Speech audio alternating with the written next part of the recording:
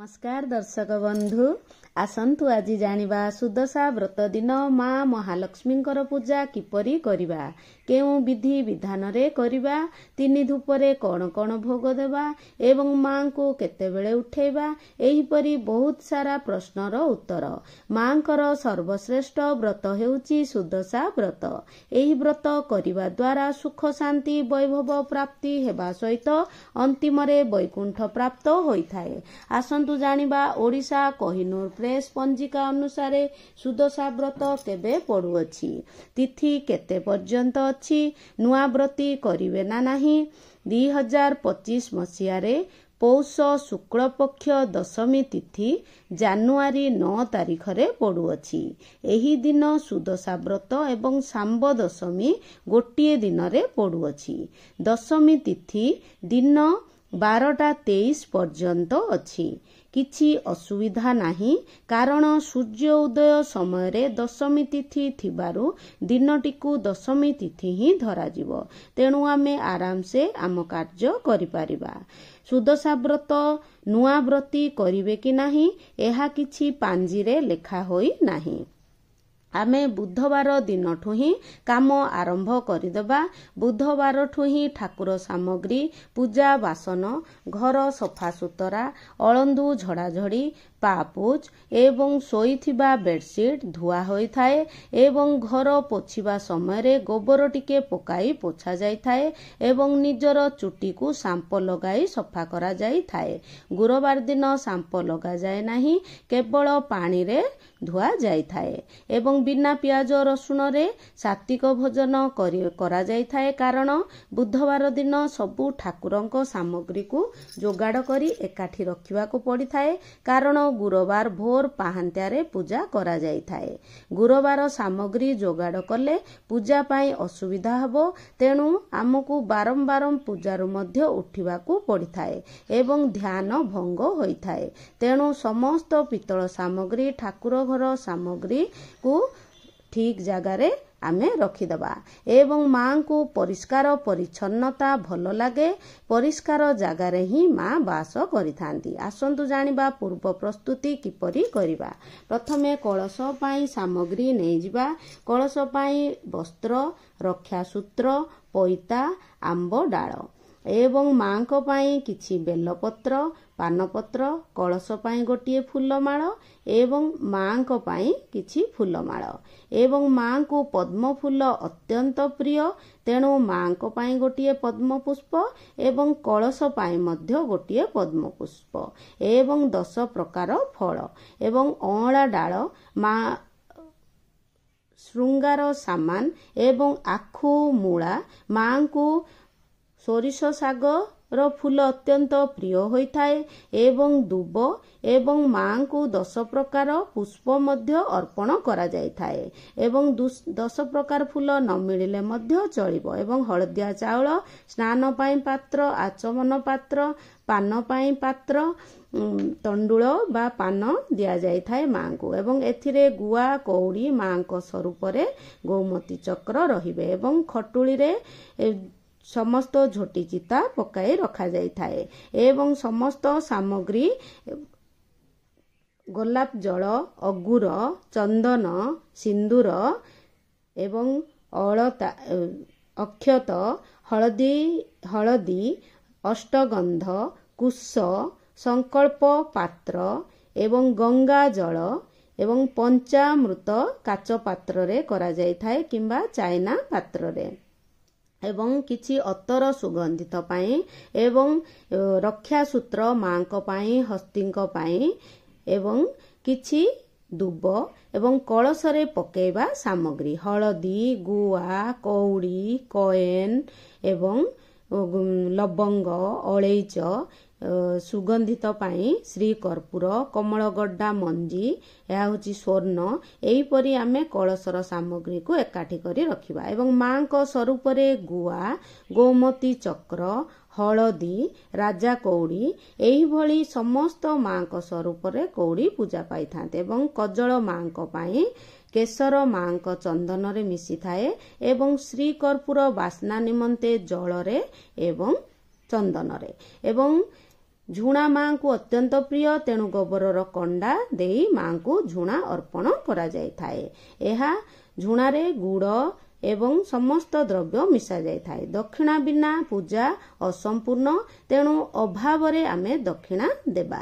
ଏବଂ ଅଖଣ୍ଡ ଜ୍ୟୋତି ଯେମିତି ହେଲେ ବି ପ୍ରଜ୍ୱଳନ କରିବା, ସକାଳୁ ରାତି ପର୍ଯ୍ୟନ୍ତ ଜଳିବ କିମ୍ବା ସନ୍ଧ୍ୟା ପର୍ଯ୍ୟନ୍ତ। ଏବଂ ସେଦିନ ଝୋଟି ଆମେ ରାତିରେ ଯଦି ସୁବିଧା ହେଉଛି ପକେଇବା, କିନ୍ତୁ ସୁଦଶା ବ୍ରତରେ ସଜ ଝୋଟି ଦିଆହୁଏ। ଯଦି ସମୟ ଅଭାବ ତେବେ ଆଗ ଦିନ ରାତିରେ ପକାଯାଇଥାଏ। ଘରେ ପକାଯାଇଥାଏ ଏବଂ ବାହାରେ ପକାଯାଇଥାଏ ଏବଂ ଖଟୁଳିରେ ପକାଯାଇଥାଏ। ଏବଂ ଆମର ଯଦି ଆମେ ସକାଳେ ପକେଇବା ତେବେ ଆମକୁ ଜଲ୍ଦି ଉଠି ପକେଇବା ଦ୍ୱାରା ହିଁ ଝୋଟି ଆମର ଶୁଖି ଯାଇଥାଏ। ତେଣୁ ଆମର 3ଟି ଜାଗାରେ ଏବଂ ଚଉରାରେ ମଧ୍ୟ ପକାଯାଇଥାଏ। କିଛି ଗୋବର ଲିପି ତା ଉପରେ ପୂର୍ଣ୍ଣ କଳସଙ୍କ ପାଇଁ ଗୋଟିଏ ଝୋଟି ଚିତା ଏବଂ ମାଙ୍କର ଅଷ୍ଟପାଖୁଡ଼ା କିମ୍ବା 16 ପାଖୁଡ଼ା ପଦ୍ମ ମାଙ୍କୁ ପ୍ରିୟ, ତେଣୁ ମାଙ୍କର ପଦ୍ମ ଅଙ୍କନ କରିବା ଏବଂ 16 କୋଠି ପଦ୍ମ କାଟିବା ଠାକୁର ଘରେ, ବା 16ଟି ପାଖୁଡ଼ା ଥିବା ବିଶିଷ୍ଟ ପଦ୍ମ ଅଙ୍କନ କରିବା କିମ୍ବା 8 ପାଖୁଡ଼ା ଥିବା ପଦ୍ମ ଆମେ ଠାକୁର ଘରେ ଅଙ୍କନ କରିବା ଦ୍ୱାରା ମା ଅତ୍ୟନ୍ତ ପ୍ରିୟ ହୋଇଥାନ୍ତି। ପଦ୍ମ ପୁଷ୍ପ ମାଙ୍କୁ ଅତି ଶ୍ରଦ୍ଧା ହୋଇଥାଏ। ଏବଂ ବ୍ରହ୍ମ ମୁହୂର୍ତ୍ତରେ ଆମେ ସେଦିନ 3ଟାରେ ଉଠିଲେ ହିଁ ଆମ କାର୍ଯ୍ୟ ସୁରୁଖୁରୁରେ ହୋଇଥାଏ। ସ୍ନାନ ଜଳରେ ଗଙ୍ଗା ଜଳ ହଳଦୀ ପକାଇ ସ୍ନାନ କରିବା ଏବଂ ପାଦରେ ଅଳତା ଲଗାଇବା, ମଥାରେ ସିନ୍ଦୁର ଲଗାଇବା ଏବଂ ଓଢ଼ଣା ଦେଇ ଧଳା କିମ୍ବା ହଳଦିଆ ଲୁଗା ସେଦିନ ପିନ୍ଧିବା ଅତ୍ୟନ୍ତ ଶୁଭ ହୋଇଥାଏ। ପ୍ରଥମେ ଆମେ ନିଜେ ଶୃଙ୍ଗାର ହେବା, ନିଜେ ନିଜକୁ ପରିଷ୍କାର ଏବଂ ଶୃଙ୍ଗାର କରିବା ପରେ ଆମେ ଠାକୁର ଘରକୁ ଯିବା। ଠାକୁର ଘରେ ଯେତେବେଳେ ପ୍ରବେଶ କରିବା 3 ଥର ତାଳି ମାରି ଠାକୁରଙ୍କର ନାଁ ନେଇ ଓಂ ନାରାୟଣାୟ ନମଃ, ଓಂ ନମଃ ଭଗବତେ ବାସୁଦେବାୟ କହି ଆମେ କବାଟ ନକ୍ କରି ଠାକୁର ଘରେ ପ୍ରବେଶ କରିବା। ଏହାଦ୍ୱାରା ଠାକୁର ବିଶ୍ରାମ ନେଇଥିବେ। ଆମେ ସାଉଣ୍ଡ କରିବା ଦ୍ୱାରା ଠାକୁର ବିରକ୍ତ ହୋଇଥାନ୍ତି। ଏବଂ ଠାକୁର ଘରେ ଅଷ୍ଟଦଳ କମଳ କିମ୍ବା 16 ପାଖୁଡ଼ା କମଳ ଆମେ ରାତିରେ ସୁବିଧା ହେଲେ କରିବା କିମ୍ବା ସକାଳେ ଆମେ ଜଲ୍ଦି ଉଠି କରିବା। ତାପରେ ଆମେ ଦାଣ୍ଡକୁ ଯିବା। ବାହାରେ ମାଙ୍କର ପାଦ ଏବଂ ମାଙ୍କ ପାଦକୁ ପୂଜା କରିବା ଏବଂ ପ୍ରଥମେ ଆମେ ପୂର୍ଣ୍ଣ କଳସ ସ୍ଥାପନ କରିବା ଅତ୍ୟନ୍ତ ଶୁଭ ହୋଇଥାଏ। ତେଣୁ ଯେମିତି ହେଲେ ବି ଏହି ଦିନ ପୂର୍ଣ୍ଣ କଳସ ସ୍ଥାପନ କରାଯାଇଥାଏ ଏବଂ ମାଙ୍କ ପାଦ ଏବଂ ପୂର୍ଣ୍ଣ କଳସରେ ଚନ୍ଦନ, ସିନ୍ଦୁର, ଅକ୍ଷତ, ଅଁଳା ଡାଳ, ଆମ୍ବ ଡାଳ, ବେଲପତ୍ର, ବରକୋଳି ପତ୍ର, ଦୁବ, ବରକୋଳି ପତ୍ର ଏହିସବୁ ଦେଇ ମାଙ୍କୁ ଆବାହନ କରାଯାଇଥାଏ। ଆସ ହେ ମା, ଆସ ହେ ମା, ଏଇଭଳି ମାଙ୍କୁ ଆବାହନ କରି ଦାଣ୍ଡରେ ପୂର୍ଣ୍ଣ କଳସ ଏବଂ ଗୋବରରେ ମା ବାସ କରନ୍ତି। ତେଣୁ କିଛି ଗୋବର ମଧ୍ୟ ବାହାରେ ରଖି ପଞ୍ଚାମୃତ ଗଙ୍ଗା ଜଳ ସିଞ୍ଚନ କରି ପୂଜା କରିବା ଏବଂ ମାଙ୍କୁ ଆବାହନ କରି ଘରକୁ ଆଣିବା। ପ୍ରଥମେ ଆମେ ଠାକୁର ଘରେ ଯେଉଁଠି ଝୋଟି ଚିତା ପକେଇଛେ ସେଠି ପଞ୍ଚାମୃତ ଏବଂ ଗଙ୍ଗା ଜଳ ସିଞ୍ଚନ କରିଦେବା। ପ୍ରଥମେ ଆମେ କଳସ ସ୍ଥାପନ କରିବା। ଆମେ ଯଦି ଝୋଟିରେ 5 ପାଖୁଡ଼ା ପଦ୍ମ କରିଛି କିମ୍ବା ଚାଉଳରେ ମଧ୍ୟ ଆମେ ଅଷ୍ଟଦଳ କମଳ କରିପାରିବା ଏବଂ କିଛି ଗଙ୍ଗା ଜଳ, ଶୁଦ୍ଧ ଜଳ, ତାପରେ କିଛି ସୁନା, କଏନ୍, କଉଡ଼ି, ହଳଦିଆ ଚାଉଳ, ହଳଦୀ, ଗୁଆ, ଲବଙ୍ଗ, ଅଳେଇଚ, ଗୋମତୀ ଚକ୍ର, ଦୁବ, ଶ୍ରୀକର୍ପୂର ଏବଂ କିଛି ଅତର ବାସନା ପାଇଁ ଦିଆଯାଇଥାଏ ଏବଂ ମାଙ୍କର ପ୍ରିୟ କଳସଙ୍କୁ ସବୁ ପୁଷ୍ପ ଅର୍ପଣ କରାଯାଇଥାଏ। କଳସରେ ପଞ୍ଚଦେବତାଙ୍କୁ ଆବାହନ କରାଯାଇଥାଏ। ଗଣେ, ନାରାୟଣେ, ରୁଦ୍ରେ, ଅମ୍ବିକେ, ଭାସ୍କରେ, ପଞ୍ଚଦେବତାଏ ନମଃ ଏବଂ ଆବାହନ କରି ପାଦ ଧୁଆଯାଇଥାଏ ଏବଂ ଆସ ହେ ପ୍ରଭୁ, ମୋ କଳସକୁ ଆବାହନ କରୁଛି, ମୋ କଳସରେ ସ୍ଥାପିତ ହୁଅନ୍ତୁ ଏବଂ ପୂଜା ପାଆନ୍ତୁ। ଏହିଭଳି କଳସ ସ୍ଥାପନ କରିବା ପରେ ଅଖଣ୍ଡ ଜ୍ୟୋତି ପ୍ରଜ୍ୱଳନ କରିବା। ଅଖଣ୍ଡ ଜ୍ୟୋତି ଆମର ସକାଳୁ ରାତି ପର୍ଯ୍ୟନ୍ତ ଜଳିଥାଏ କିମ୍ବା ସନ୍ଧ୍ୟା ପର୍ଯ୍ୟନ୍ତ। ତାପରେ ଆମେ ସଂକଳ୍ପ କରିବା କିଛି ଗୁଆକୁ ନେଇ ସଂକଳ୍ପ କରିବା ଦ୍ୱାରା ଆମ ବ୍ରତ ବହୁତ ଷ୍ଟ୍ରଙ୍ଗ ଏବଂ ମଜବୁତ ହୋଇଥାଏ। ଆମେ କହିବା ମା ଲକ୍ଷ୍ମୀ ନମଃ ଲକ୍ଷ୍ମୀ ନମଃ ଲକ୍ଷ୍ମୀ ନମଃ। ମା ମୁଁ ଆପଣଙ୍କ ବ୍ରତ କରିବା ପାଇଁ ଯାଉଛି, ମୋର ଏହି ବ୍ରତ ପୂଜାକୁ ସ୍ୱୀକାର କରନ୍ତୁ। ଏଇଭଳି କହି ଗୁଆଙ୍କୁ ମା ପାଖରେ ରଖିଦେବା। ପ୍ରଥମେ ଆମେ ମାଙ୍କୁ ସ୍ନାନ କରାଇବା। ଶଙ୍ଖ ମା ଦକ୍ଷିଣବର୍ତ୍ତୀ ଶଙ୍ଖ ମାଙ୍କୁ ଅତ୍ୟନ୍ତ ପ୍ରିୟ, ତେଣୁ ଦକ୍ଷିଣବର୍ତ୍ତୀ ଶଙ୍ଖରେ ଆମେ ପ୍ରଥମେ ସ୍ନାନ କରାଇବା। ତାପରେ କ୍ଷୀରରେ ଏବଂ ପଞ୍ଚାମୃତରେ, ହଳଦୀ ଜଳରେ, ଅଁଳା ଜଳ ଏବଂ କେଶର ଓ ହଳଦୀ ମିଶାଇ ଏବଂ ଜଳରେ କିଛି ଅଗୁର, କର୍ପୂର, ଚନ୍ଦନ, ଗୋଲାପ ଜଳ ସବୁ ପ୍ରକାର ସୁଗନ୍ଧ ଦ୍ରବ୍ୟ ମିଶାଇ ମାଙ୍କୁ ସ୍ନାନ କରାଯାଇଥାଏ। ମାଙ୍କୁ ସୁଗନ୍ଧ ପ୍ରିୟ, ତେଣୁ ମାଙ୍କୁ ସମସ୍ତ ସୁଗନ୍ଧିତ ଦ୍ରବ୍ୟ ଦେଇ ମାଙ୍କୁ ସ୍ନାନ କରାଯାଇଥାଏ। ପ୍ରଥମେ ଆମେ ପଞ୍ଚାମୃତ ଦେବା, ପୁଣି ଜଳ ଦେବା, ହଳଦୀ ଦେବା, ପୁଣି ଜଳ ଦେଉଥିବା, ଏମିତି ମାଙ୍କୁ ସ୍ନାନ କରାଇଦେବା। କିଛି ବସ୍ତ୍ର ପିନ୍ଧା ଯାଇଥାଏ, ମୁଁ ଭୁଲି ଯାଇଛି କି ମାଙ୍କୁ ବସ୍ତ୍ର ପିନ୍ଧେଇ ସ୍ନାନ କରାଯାଇଥାଏ। ତାପରେ ମାଙ୍କୁ ଭଲ ଭାବରେ ସଫା ବସ୍ତ୍ରରେ ପୋଛି ଦେବା ଏବଂ ହସ୍ତୀଙ୍କୁ, ଶ୍ରୀଯନ୍ତ୍ରଙ୍କୁ, କୁବେର ଯନ୍ତ୍ରଙ୍କୁ ଏବଂ 10ଟି ଗୁଆଙ୍କୁ ମଧ୍ୟ ସ୍ନାନ କରାଇଦେବା। ମାଙ୍କ ସ୍ୱରୂପରେ ଯାହା ଯାହା ଆମର ଅଛନ୍ତି ସମସ୍ତଙ୍କୁ ଆମେ ପଞ୍ଚାମୃତ, ହଳଦୀ, ଗଙ୍ଗା ଜଳ ଦେଇ ସ୍ନାନ କରି ମାଙ୍କ ପାଖରେ ସ୍ଥାପିତ କରି ପୂଜା କରିବା ଏବଂ ପ୍ରଥମେ ଆମେ ହଳଦିଆ ଚାଉଳ ଦେବା ଏବଂ ମାଙ୍କୁ ଖଟୁଳିରେ ସ୍ଥାପନ କରିବା ଏବଂ 10ଟି ଗୁଆ ସୁଦଶା ବ୍ରତ ଦିନ ପୂଜା କରାଯାଇଥାଏ।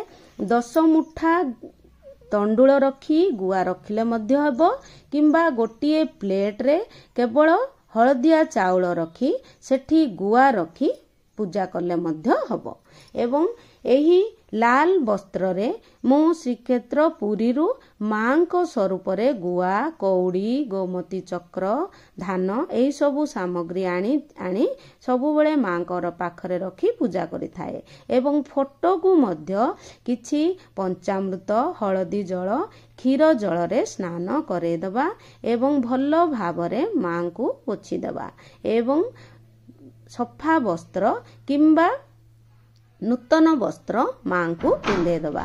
ଓମ୍ ଶ୍ରୀ ଶ୍ରୀଏ ମହାଲକ୍ଷ୍ମୀ ନମଃ ଏହିଭଳି କହି ମାଙ୍କୁ ପୂଜା କରିବା ଏବଂ ସ୍ନାନ ପରେ ପ୍ରଥମେ ଗଙ୍ଗା ଜଳ ଗୋଲାପ ଜଳ ମାଙ୍କୁ ଅର୍ପଣ କରିବା ଏବଂ ମାଙ୍କୁ ଖଟଳରେ ସ୍ଥାପନ କରିବା ପରେ ଲାଲ ଚୁନରି ମାଙ୍କୁ ଅତ୍ୟନ୍ତ ପ୍ରିୟ ହୋଇଥାଏ, ଲାଲ ଚୁନରି ଆମେ ଅର୍ପଣ କରିବା ଏବଂ ମାଙ୍କର ସମସ୍ତ ପ୍ରିୟ ଏହି ପୂଜାରେ ମାଙ୍କ ପୂଜାରେ 10ଟି ଜିନିଷର ଦରକାର ବ୍ୟବହାର ହୋଇଥାଏ। ସୁଦଶା ବ୍ରତରେ ମାଙ୍କୁ 10 ପ୍ରକାର ଫୁଲ, 10 ପ୍ରକାର ଫଳ, 10ଟି ଦୁବ, 10ଟି ବରକୋଳି ପତ୍ର, 10ଟି ଗୁଆ ଏବଂ 10ଟି ମଣ୍ଡା, 10ଟି ଦୀପ, 10ଟି ଅକ୍ଷତ ଏବଂ 10ଟି ଗଣ୍ଠି ପକାଇ ମାଙ୍କୁ ପୂଜା କରାଯାଇଥାଏ ଏବଂ ମାଙ୍କର ପ୍ରିୟ ପୁଷ୍ପ ଅର୍ପଣ କରାଯାଇଥାଏ।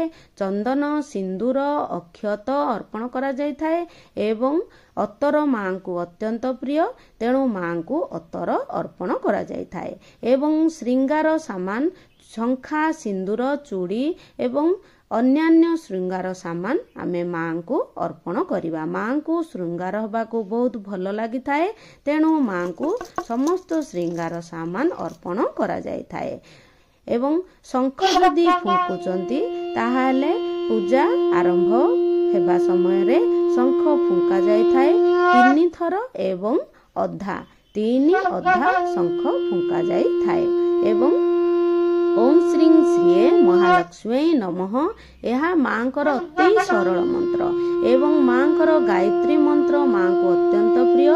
ଓମ୍ ମହାଲକ୍ଷ୍ମୀ ଚ ବିଦ୍ମହେ ବିଷ୍ଣୁ ପତ୍ନୀ ଚ ଧୀମହି ତନ୍ନୋ ଦେବୀ ପ୍ରଚୋଦୟାତ୍। ଏହିଭଳି ମାଙ୍କୁ 3 ଧୂପରେ ମାଙ୍କୁ ପୂଜା କରାଯାଇଥାଏ।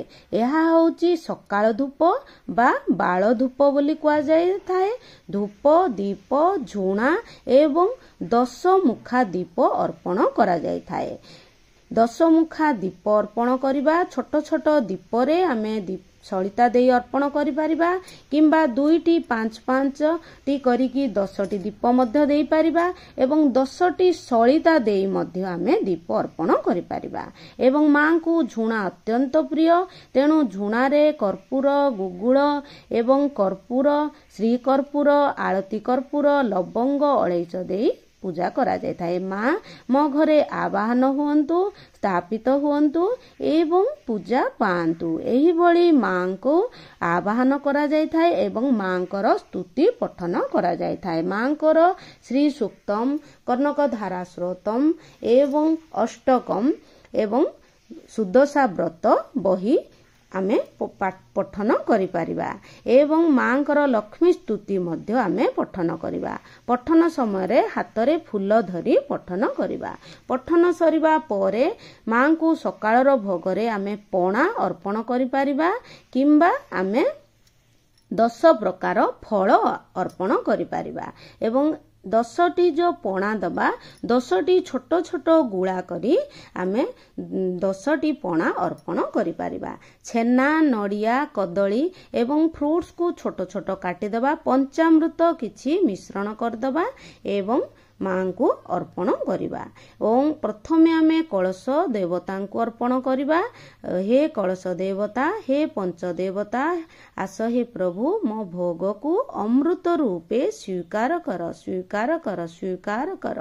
ଆସ ହେ ପ୍ରଭୁ, ଏଇଭଳି କହି ଆଚମନ ଜଳ ମଧ୍ୟ ଦେବା ଏବଂ ଆସ ହେ ପ୍ରଭୁ, ମୋର ଏହି ଆଚମନ ଜଳକୁ ସ୍ୱୀକାର କର। ଏଇଭଳି କଳସଙ୍କୁ ଦେବା ପରେ ଚଣ୍ଡ ଭୋଗ କିଛି ଅର୍ପଣ କରିବା। ତାପରେ ମାଙ୍କୁ ଭୋଗ ଅର୍ପଣ କରିବା। ଭୋଗ ଅର୍ପଣ କରିବା ପୂର୍ବରୁ ପ୍ରଥମେ ଧୂପ ଦୀପ ଅର୍ପଣ କରାଯାଇଥାଏ, ତାପରେ ଭୋଗ ଅର୍ପଣ କରାଯାଇଥାଏ। ତୁମେବ ବସ୍ତୁ ଗୋବିନ୍ଦମ୍ ତୁମେବ ସମର୍ପିତା। ଆସ ହେ ମା, ଆସ ହେ ମା, ମୋ ଭୋଗକୁ ଅମୃତ ରୂପେ ସ୍ୱୀକାର କର, ସ୍ୱୀକାର କର, ସ୍ୱୀକାର କର। ହେ ମା, ମୋର ଭୁଲ ଥିଲେ ମୋତେ କ୍ଷମା କରି ମୋ ଭୋଗକୁ ସ୍ୱୀକାର କର। ହେ ମା, ଏଭଳି କହି ଚଣ୍ଡ ଭୋଗ କିଛି ଦେବା ଏବଂ ମାଙ୍କୁ କ୍ଷୀର ଅତ୍ୟନ୍ତ ପ୍ରିୟ, ତେଣୁ କ୍ଷୀରରେ କିଛି ମିଶ୍ରି କେଶର ମିଶେଇ ଅର୍ପଣ କରିବା ଏବଂ କିଛି ପିଇବା ପାଇଁ ଜଳ, ଆଚମନ ଜଳ ଯେମିତି ହେଲେ ଅର୍ପଣ କରାଯାଇଥାଏ। ଆଚମନ ଜଳାଏ ସମର୍ପ୍ୟାମି, ଏହିଭଳି ମାଙ୍କୁ ଜଳ ଅର୍ପଣ କରାଯାଇଥାଏ। ତାପରେ ଆଳତି ଭୋଗ ଦେବା ପରେ ମାଙ୍କୁ ଆଳତି କରାଯାଇଥାଏ। ଓମ୍ ଜୟ ଲକ୍ଷ୍ମୀ ମାତା କିମ୍ବା କର୍ପୂର ଗୌରମ କରୁଣାବତାରମ୍ ସଂସାର ସାରଂ ଭୁଜଗେନ୍ଦ୍ରହାରମ୍ କିମ୍ବା ମାଙ୍କର ମନ୍ତ୍ର। ଏହିଭଳି ମାଙ୍କର ମନ୍ତ୍ର ଗାଇ ଗାଇ ଆମେ ଆଳତି ପାଦରେ 4 ଥର, ନାଭିରେ 2 ଥର, ମୁହଁରେ 3 ଥର ଏବଂ ପୁରା ଶରୀରରେ 7 ଥର ଆମେ ଆଳତି ବୁଲେଇବା କିମ୍ବା ଏତେ ଯଦି କରିପାରୁନେ କେବଳ 7 ଥର ମାଙ୍କୁ ଆଳତିଏ ସମର୍ପ୍ୟାମି।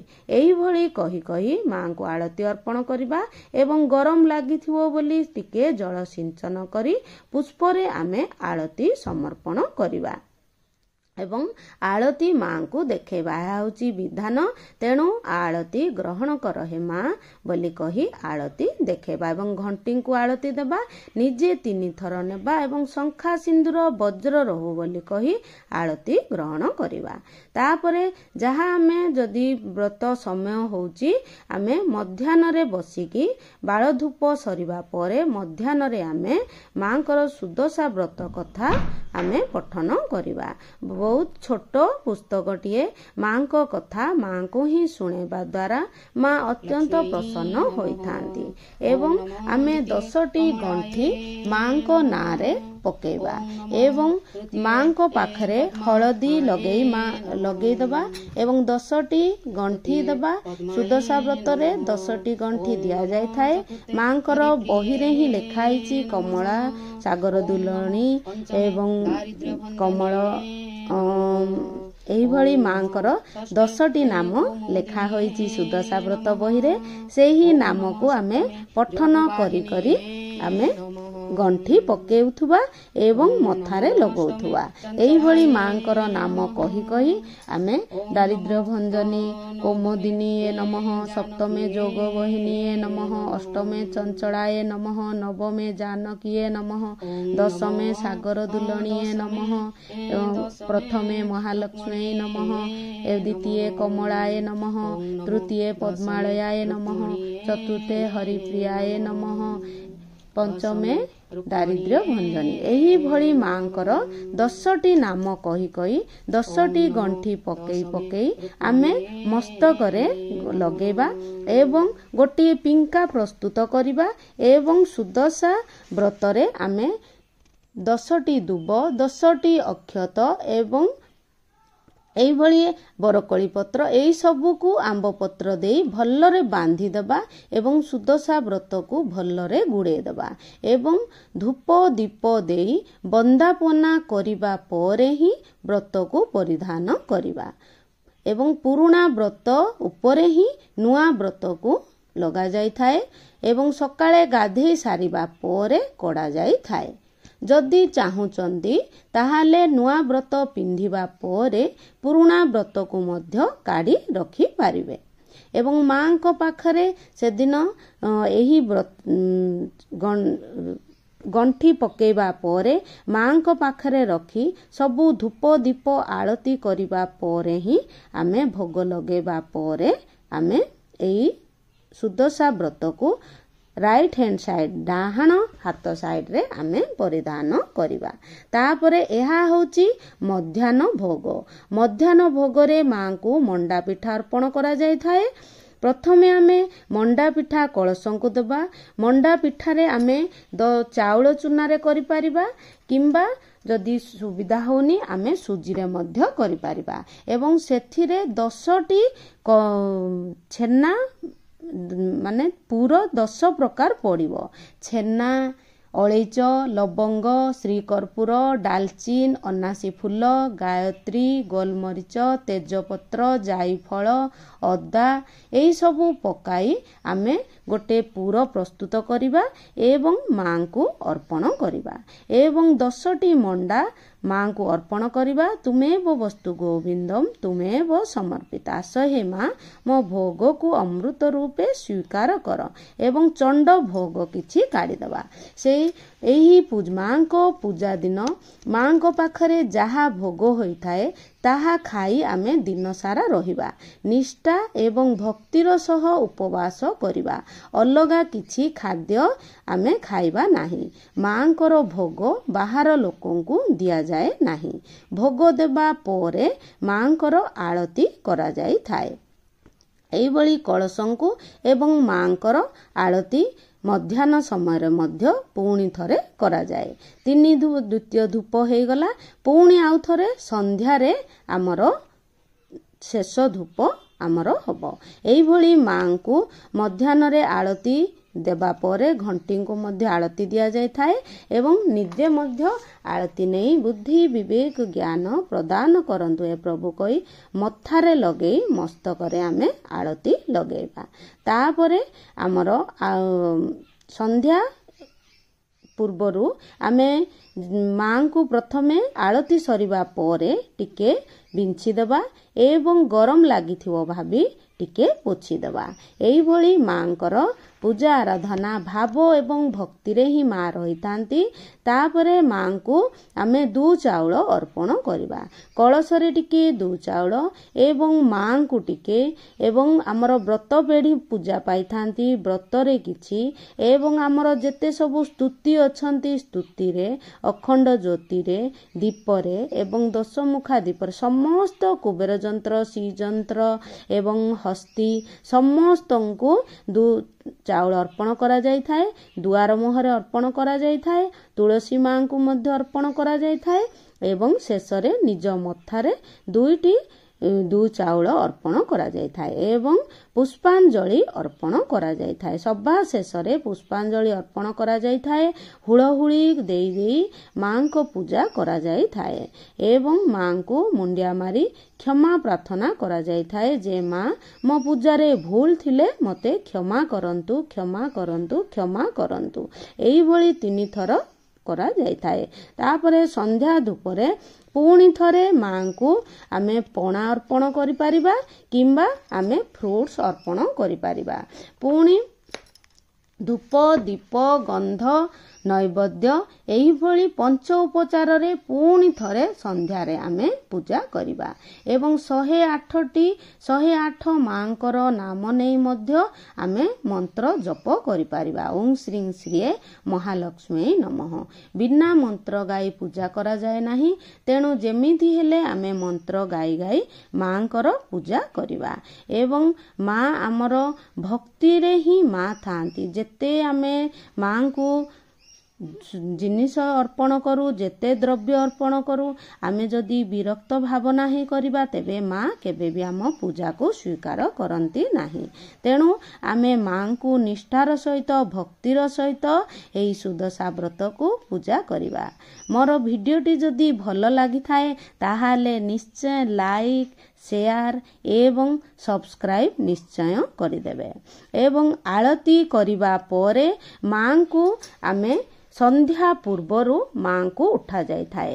ମାଙ୍କୁ 4ଟା ବାଜିଲା ପରେ ପରେ ମାଙ୍କୁ ଉଠାଯାଇଥାଏ ଏବଂ ଗୁରୁବାର ଦିନ ମାଙ୍କୁ ଉଠାନ୍ତିନି। ତେଣୁ ଯଦି ଚାହିଁବେ ମାଙ୍କର ଗୁଆକୁ ନେଇ ରଖିପାରିବେ, କିନ୍ତୁ ସବୁ ଜିନିଷ ମାଙ୍କର ଗୁରୁବାର ଦିନ ଉଠାଯାଏନି।